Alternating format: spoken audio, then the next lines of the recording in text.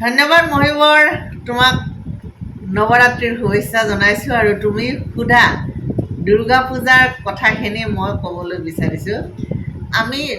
মই চোৱা একেখন গাঁৱতে জন্ম লৈছোঁ। শৈশৱৰ পৰা আমি পূজা দেখিছোঁ, যদিও তুমি মোতকৈ বয়সত কেইবছৰমান সৰু, তথাপিও যিহেতু আমি একেখন গাঁৱতে জন্ম লৈছোঁ, গতিকে আমি দুৰ্গা পূজা দেখিছোঁ। আমাৰ গাঁৱত নহয়, আমি দেখিছোঁ বেলশৰত দুৰ্গা পূজা, আমি দেখিছোঁ বৰনদীত দুৰ্গা পূজা। ওচৰ পাজৰৰ দুৰ্গা পূজাবিলাকৰ পৰাই আমি দুৰ্গাৰ বিষয়ে কিছু কথা শিকিবলৈ সক্ষম হৈছিলোঁ। যদিও এতিয়া আমাৰ গাঁৱত আজি কেইবছৰমানৰ পৰা দুৰ্গা পূজা আৰম্ভ হৈছে, তাৰ আগত আমি যিখিনি পূজা চাইছিলোঁ গাঁৱত থাকি, সেয়া হ'ল বেলশৰৰ দুৰ্গা পূজা আৰু বৰনদীৰ দুৰ্গা পূজা। ষষ্ঠীৰ বিল্লবোধনৰ পৰা আৰম্ভ কৰি বিজয় দশমীৰ সেই বিৰল দৃশ্য উপভোগ কৰাৰ কাৰণে আমি প্ৰতিদিনে পূজা চাবলৈ গৈছিলোঁ। পূজা মানেই যেন আনন্দ, পূজা মানেই শ্ৰদ্ধা ভক্তি, পূজা মানেই বেলুন আৰু জিলাপিৰ সেই আনন্দ লোৱাৰ পৰিৱেশ। তেনেকুৱা ধৰণৰ কথা কিছুমান বিৰাজ কৰিছিল মনৰ মাজত, কিন্তু যেতিয়া লাহে লাহে ডাঙৰ হৈ আহিব ল'লোঁ, পূজাৰ আধ্যাত্মিক দিশটোৰ প্ৰতি গভীৰভাৱে জনাৰ আগ্ৰহ এটা বাঢ়িল। আৰু তেতিয়াৰ পৰা পূজানো কি, কিয় কৰা হয়, এই কথাবিলাক জনাৰ খুব আগ্ৰহ হ'ল। আৰু এই বিষয়ে যিবিলাক গ্ৰন্থত যিয়ে কৈছে পুৰাণত আছে, কেইখন পুৰাণত আছে, সেয়া সংগ্ৰহ কৰিছোঁ। নিৰ্মল প্ৰভা বাইদেৱে লিখা দেৱী গ্ৰন্থখন সংগ্ৰহ কৰিছোঁ, আৰু অন্যান্য যিবিলাক আমাৰ স্বনামধন্য লেখকে দেৱীৰ ওপৰত লিখি থৈ গৈছে, সকলো লেখাটো সম্ভৱ নহয়, কিন্তু যিমানখিনি বাৰু সংগ্ৰহ কৰি পঢ়ি এটাই কথা উপলব্ধি কৰিছোঁ যে মা দুৰ্গাই হ'ল আদ্যাশক্তি, যিয়ে সকলো অশুভ শক্তিক নাশ কৰি শুভ শক্তিৰ উন্মেষ ঘটাব পাৰে। মায়ে হ'ল সেই আদ্যাশক্তি, যিয়ে মানুহক সজীৱ আৰু যিয়ে মানুহক শক্তিশালী কৰি তুলিব পাৰে। সৃষ্টিত যিয়ে অনাবিল যোগদান যোগাই আহিছে। সৃষ্টিৰ আৰম্ভণি হৈছিল মহাপ্ৰভু আৰু পাৰ্বতীৰ মিলনৰ পৰা, আমি সকলোৱে জানো। আৰু সেইকাৰণে শৈলপুত্ৰী হিচাপে নৱৰাত্ৰিৰ প্ৰথমটো দিনত মাক পূজা অৰ্চনা কৰা হয়। বিভিন্ন ৰূপত বিভিন্ন সময়ত মায়ে ধৰাৰ বুকুত আৱিৰ্ভাৱ হৈছিল আৰু সকলোকে বিপদ আপদৰ পৰা ৰক্ষা কৰিছিল। গতিকে মাক সকলোৱে আন্তৰিকতাৰে শ্ৰদ্ধা ভক্তি পূজা অৰ্চনা কৰি আহিছে।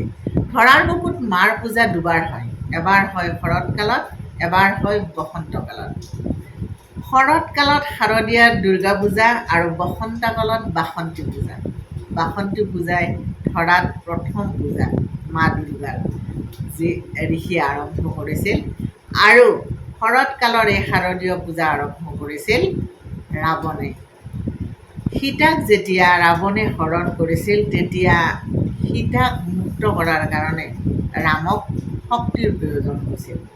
তেওঁ উপলব্ধি কৰিছিল যে মা দুৰ্গাৰ অবিহনে তেওঁ কেতিয়াও ৰাৱণ বধ কৰি সীতাক মুক্ত কৰিব নোৱাৰে, কাৰণ ৰাৱণ আছিল শ্ৰেষ্ঠ ভক্ত আৰু তেওঁ আছিল আটাইতকৈ শ্ৰেষ্ঠ বিপ্ৰ। মাক পূজা অৰ্চনা কৰাৰ কাৰণে ৰাৱণক যেতিয়া বিপ্ৰৰ প্ৰয়োজন হৈছিল, তেতিয়া ত্ৰিভুৱনত এজনে শ্ৰেষ্ঠ বিপ্ৰ আছিল আৰু তেওঁৱেই আছিল ৰাৱণ। আৰু দুৰ্গা পূজা কৰাৰ কাৰণে ৰামে ৰাৱণকে নিমন্ত্ৰণ কৰিছিল। ৰাৱণে কথাখিনি গম পোৱাৰ পিছতো যিহেতু তেওঁ দুৰ্গা মাৰ পৰম ভক্ত আছিল, তেওঁ পূজা কৰিবলৈ সন্মত হৈছিল। পূজাত সফল প্ৰাপ্তি হৈছিল, মা সন্তুষ্ট হৈছিল আৰু যুদ্ধত ৰামে ৰাৱণক বধ কৰিছিল। এই কাহিনীবিলাক আমি সকলোৱে জানো। আৰু তেতিয়াৰ পৰা ধৰাৰ বুকুত শাৰদীয় দুৰ্গা পূজা আৰম্ভ হয়। জনবিশ্বাস আৰু জনশ্ৰুতিৰ মতে এই যে পূজা অৰ্চনা ধৰাত কৰা হয়, এই সময়ত কোৱা হয় যে মা মাতৃগৃহলৈ আহিছে। নিজৰ সন্তান সহিতে তেওঁ মাতৃগৃহলৈ আহে আৰু এইকেইদিন সকলো পৰিয়ালৰ সকলো মাতৃয়ে তেওঁৰ কাৰণে পূজা অৰ্চনা কৰে, নানান ভোগ আগবঢ়ায়। এই ধৰণৰ কাহিনী নিৰ্মল প্ৰভা বাইদেৱে বৰ ধুনীয়াকৈ লিখিছে যে এই ধৰাখনে হ'ল মাতৃগৃহ। শহুৰৰ ঘৰখনৰ পৰা এই মাতৃগৃহলৈ মহালয়াৰ দিনা তেওঁ প্ৰথমটো খোজ দিয়ে আৰু ষষ্ঠীৰ দিনা তেওঁ যেতিয়া আহি পায় ধৰাৰ বুকুলৈ তেওঁক বিল্লবোধন কৰা হয়। বিল্লবোধন মানে বেলগছৰ তলত তেওঁক জিৰণি ল'ব দিয়া হয়। তাত তেওঁক আমন্ত্ৰণ কৰা, ধৰাৰ মানুহে তেওঁক দুবাৰ আমন্ত্ৰণ কৰে, মই ক'লোৱে।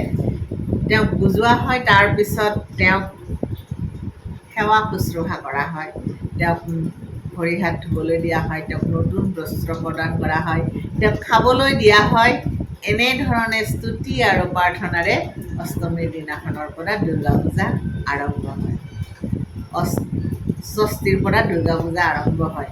যদি কিবা এটা ভুল হৈছে, কথা কওঁতে দুই এটা ভুল হৈ যায়, তুমি সেইখিনি শুধৰাই দিবা। ষষ্ঠীৰ পৰা আৰম্ভ হয়, তাৰপিছত সপ্তমী, তাৰপিছত অষ্টমী, তাৰপিছত মহানৱমী, দশমীৰ দিনা বিদায়। সেই যে কবিতাটো ষষ্ঠীত আৰম্ভ কৰা দেৱীৰ প্ৰতিমাৰ দশমীত কেনেকৈ বিদায় দিওঁ সেই কথাটো মনত আছে নহয়।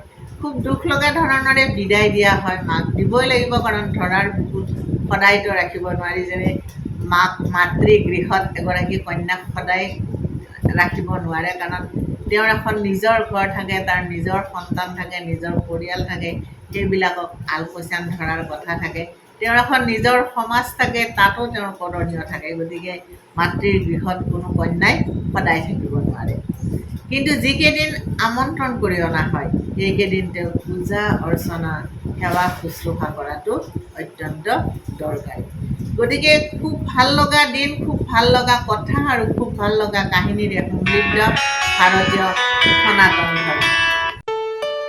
ঘৰত আনন্দ আৰু সম্পৰ্কৰ চমক বজাই ৰাখিবলৈ জৰুৰী হৈছে সকলো আনন্দময় মুহূৰ্তত মৰমৰ উপহাৰ দিয়াটো।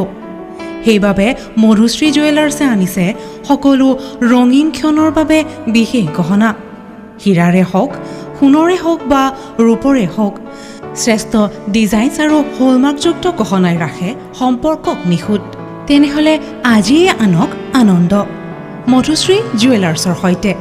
যোগাযোগ কৰক 7002800341 নাইবা ভিজিট কৰক LNB ৰোড, নলবাৰী, অসম।